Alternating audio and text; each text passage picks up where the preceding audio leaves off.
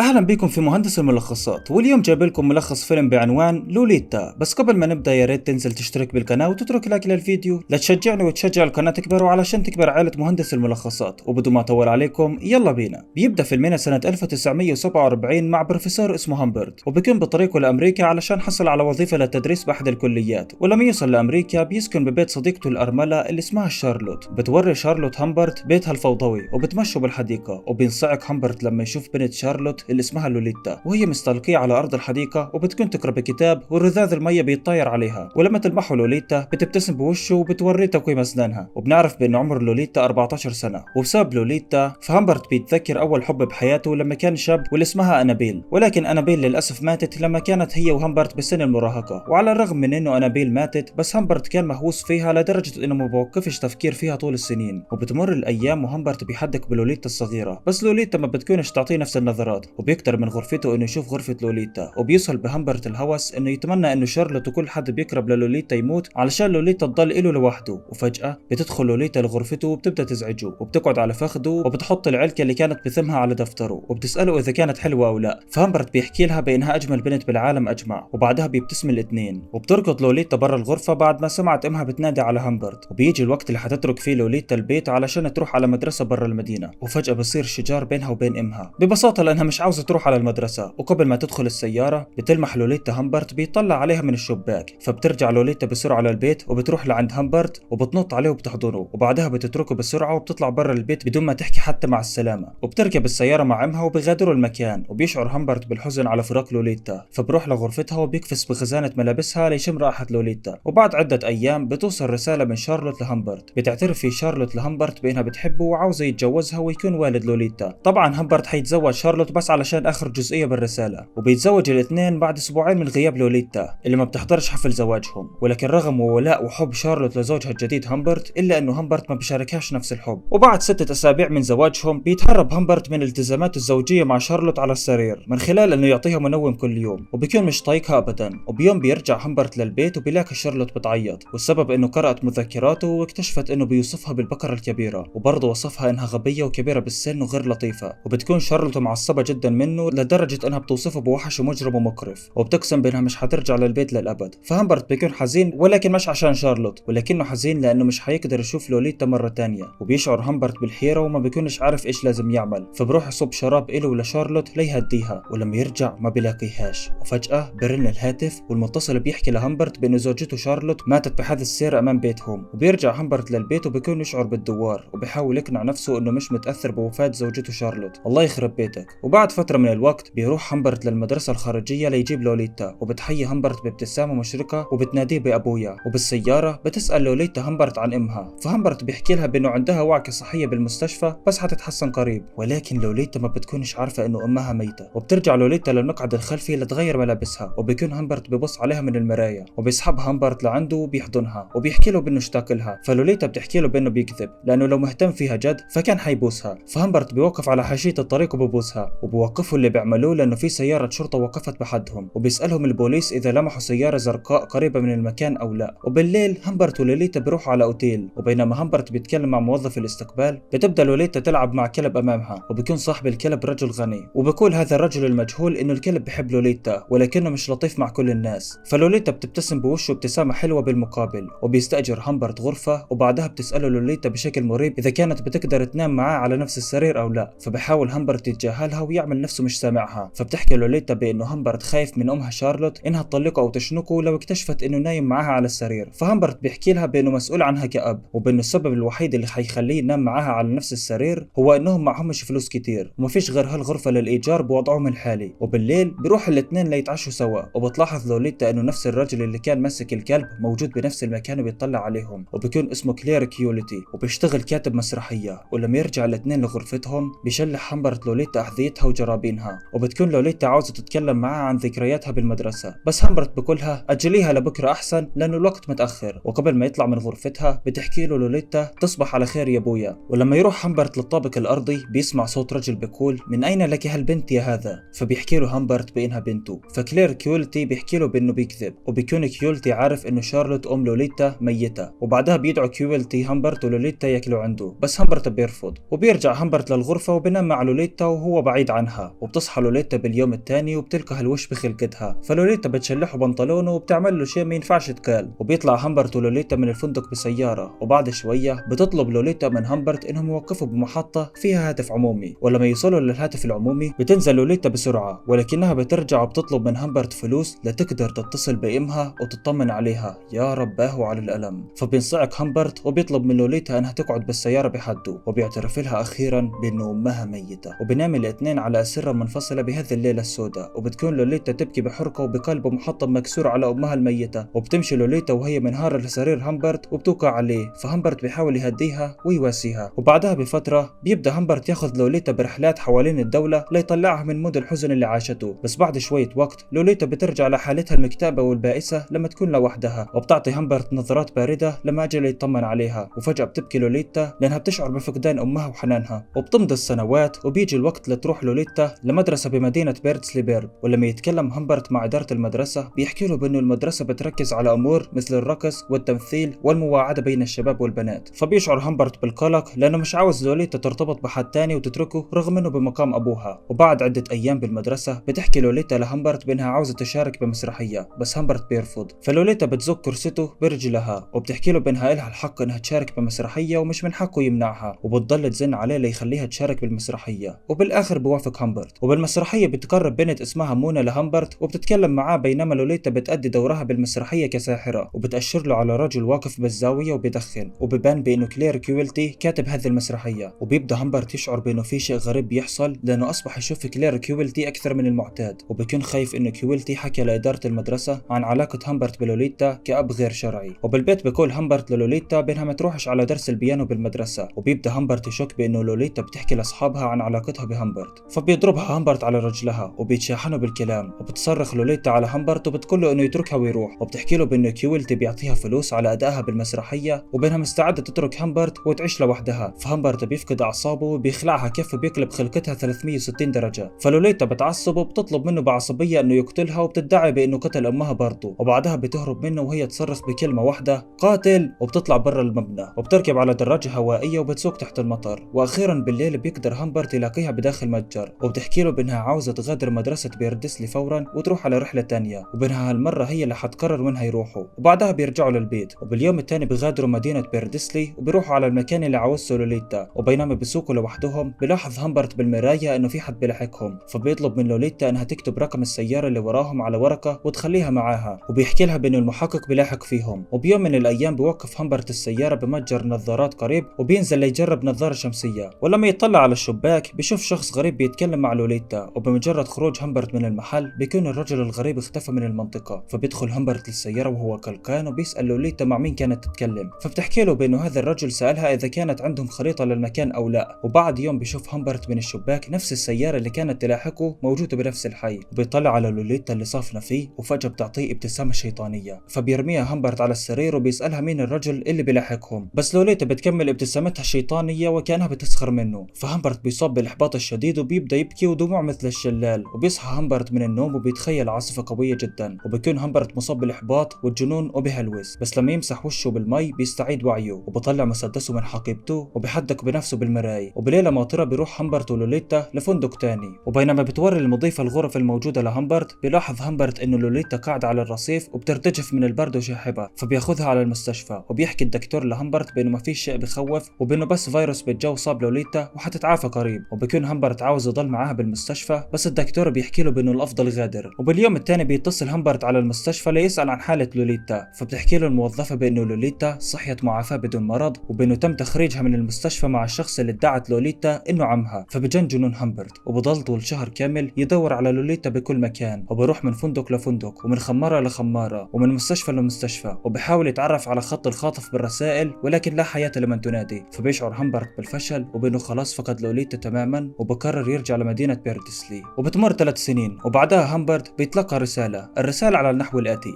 أبي العزيز، كيف الحال؟ أنا الحين متزوجة وحيكون عندي طفل قريب. وبينما بيقرأ همبرت بالرسالة بتسقط من عيونه الدموع، وبالآخر بالرسالة بتطلب لوليتا من همبرت إنه يعطيها شوية فلوس لتدفع أجار البيت لأن هي وزوجها مش قادرين يدفعوه. فهمبرت بيروح للعنوان المكتوب وبيلاقوا بيت لوليتا بيت وهن وفقير، وأخيرا الاثنين بيجتمعوا مع بعض مرة تانية، وبتكون طريقة كلامها مختلفة ومتغيرة 180 درجة، وبتبتسم بوشه وبتحييه وبتحكي له مرحبا يا ابوي وبتدخله. وبشوف همبرت زوج لوليتا من الشباك وبيدرك بانه مش كلير كويلتي، وبيسأل همبرت لوليتا عن الشخص اللي خطفها، فبتحكي لوليتا بانه نفسه كلير كويلتي، وبتحكي له بانه كويلتي بيحب البنات الصغار وبيحب يخطفهم ويحبسهم بقصره وبيحب يغتصبهم، وبانه كويلتي طردها من القصر ورماها بالشارع لانها رفضت تعمل معاه اللي عاوزه بغرفة النوم. وبينما بيطلع همبرت عليها بيدرك بانه لساته بحبها اكثر من اي شيء تاني بالعالم، وبيطلب منها انهم يرجعوا يعملوا جولات بالسيارة زي ما كانوا يعملوا زمان، بس لوليتا بترفض. وبيبتسم همبرت بوشها وبيعطيها 4000 دولار كاش لتدفع ايجار البيت. وفجأة همبرت بيبكي وهو يطلع عليها، وبيرجع همبرت باحباط لسيارته، وبيتخيل امامه لوليتا قبل 3 سنين وهي تلعب امامه. وبعدها بيروح همبرت لقصر كلير كويلتي، وبكون كويلتي مش مهتم بتاتا بوجود همبرت بالقصر، فبيسحب همبرت مسدسه وبيقتل كويلتي بارضه. وبيهرب همبرت من الشرطة بسيارته، ولكن الشرطة بتكون مسكرة الطريق، فبيتحاصر همبرت وهو واقف وبيتأمل. وبنعرف بانه بتاريخ 16/11/1950 همبرت مات بالسجن بسبب انسداد بشرايين القلب، وبانه لوليتا ماتت خلال يوم انجابها لطفلها بالمستشفى بعد شهر من وفاة همبرت. وبهذا انتهت هذه القصة المأساوية. اشترك بالقناة يا صديقي، فعل زر الجرس، اترك لايك للفيديو لتدعم نمو القناة واستمرارها، واشوفكم على خير بالملخصات الجاية ان شاء الله.